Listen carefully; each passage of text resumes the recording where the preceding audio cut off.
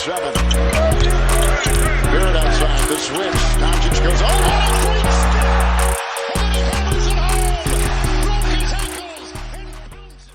What's going on, guys? Welcome back to a brand new video. I hope you guys are doing well, and today I'm going to be talking about RJ Barrett and can he take that huge leap when it comes to year 3 being the #1 player out of high school at Montverde Academy. Of course, they produce players like a Cade Cunningham, a guy like Ben Simmons. Like, they've produced some good players, a D'Angelo Russell, and of course, attending Duke University and just being this 3rd overall pick, we all have high expectations when it comes to RJ Barrett, but I'm also going to be reasonable, especially after these workout clips were released. We're going to be diving into that. We're going to be diving into RJ Barrett. So I'm going to be telling you guys to pump the brakes, some things you should be excited about as well. But no further ado, let's get right into it, yo.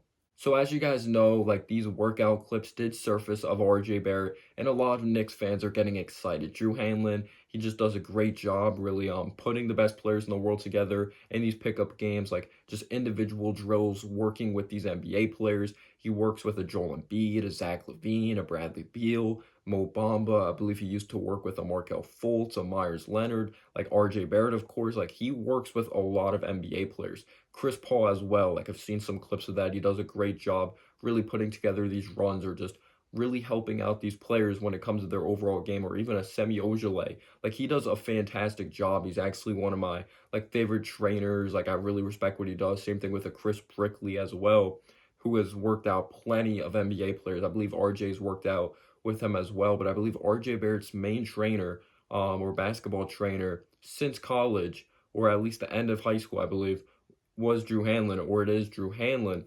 So we see these great workout clips. Like, we see the sidestep 3. We see how he's able to create and get to the cup, score with his right hand, which is promising. We see the nice up fake.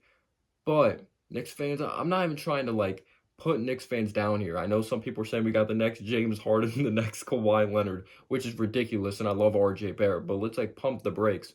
It's awesome that we're seeing these clips. Like, we know RJ Barrett needs to get better when it comes to his shot creation. It's going to open up the offense even more of distributing the basketball, just really getting the defense to guess, because last year our offense was very predictable. Elfrid Payton, we knew he wasn't creating off the dribble. We knew, or at least shooting off the dribble. Reggie Bullock, we knew he wasn't. Like, RJ Barrett still had ways to go in that department, even though he shot the 3 ball very well. Most of the time it was off catch and shoot, even though he has shown some potential in that area last year. Most of the offense was spot up RJ Barrett. He's going to attack the basket.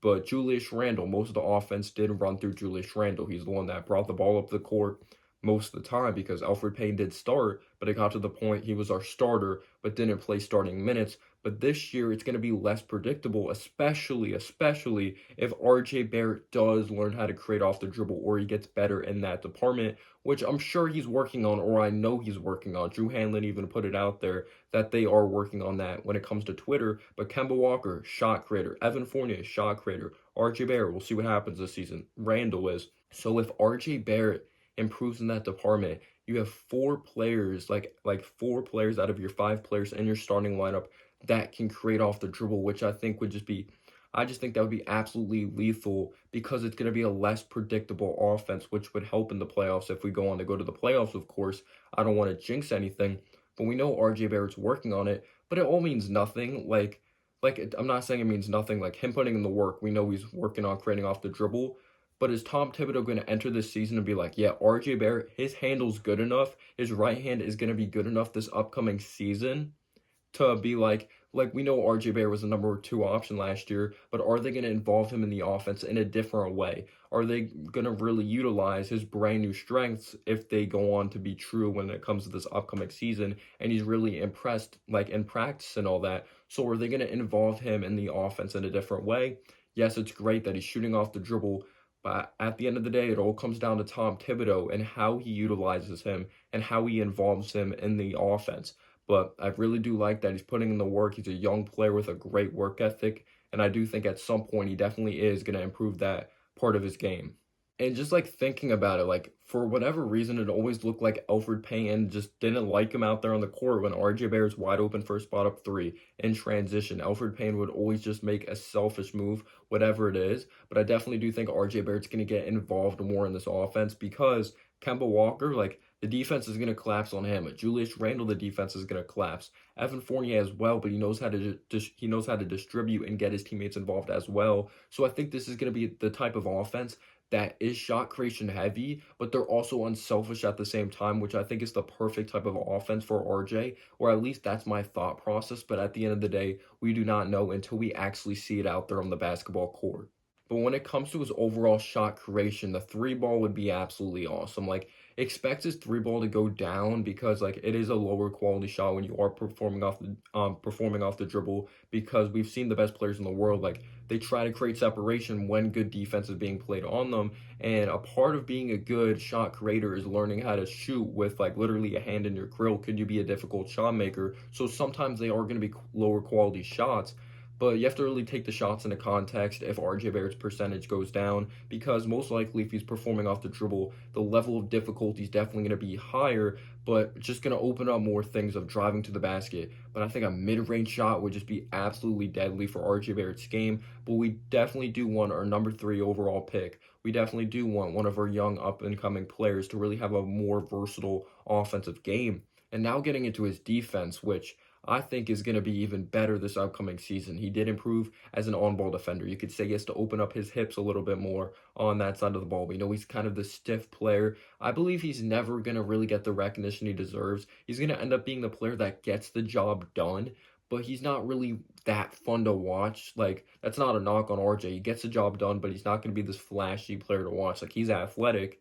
but it's like, it's weird. Like, he's athletic, but he's not like crazy fast, if you know what I mean. When it comes to RJ Barrett's game, he has this like nice body control around the basket. He has like the certain flexibility, but he's not flexible. It's really weird. He has a high basketball IQ, but he's really improved as an on-ball defender. Like, we know he has this locked-in mentality. Like, I just love his mentality on both sides of the basketball. He wants to be great, but sometimes he ball watches a little too much, which definitely is a deficiency on the defense side of the basketball, and it could just allow backdoor cuts at times. But I'm looking forward to seeing what RJ Barrett could do in year 3. Not expecting like a huge big time leap when it comes to points, because you have other shot creators, but you have to take it into context. Like, is he going to be more efficient? Is he going to take better shots? And when it comes to distributing the basketball, is he going to do less of telegraphing? Because I feel like he started to become more of a fluid passer as the season went on. We know he's an underrated rebounder. Like, I'm really looking forward to seeing what RJ Barrett could do. I know he's a winner. He tries his best to win every single game.